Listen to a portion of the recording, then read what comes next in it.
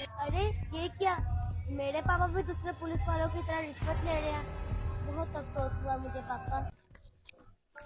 फातिमा बेटा, ये देखो मैं आपके लिए खाने के लिए चिप्स लेकर आया हूँ। चिप्स? वो भी रिश्वत के पैसों से? अरे बेटा, ये तुम कैसी बात कर रही हो? पापा मैंने आपको सुबह खुद देखा था, साथ वाले अंकल से रिश्वत ले रहे थे। अरे बेटा, तुम गलत समझ रही हो।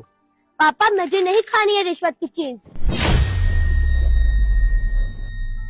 अस्सलाम वालेकुम इंस्पेक्टर साहब। और वालेकुम अस्सलाम शुबान भाई।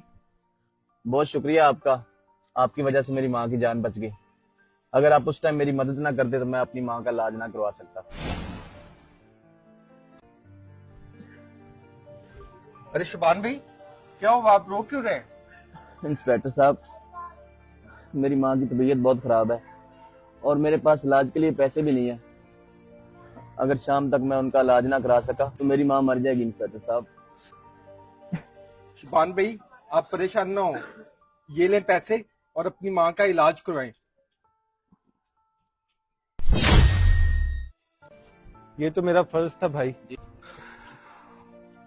मुझे माफ कर दे पापा, दे मैंने आपको गलत समझा, मुझसे बहुत बड़ी गलती होगी।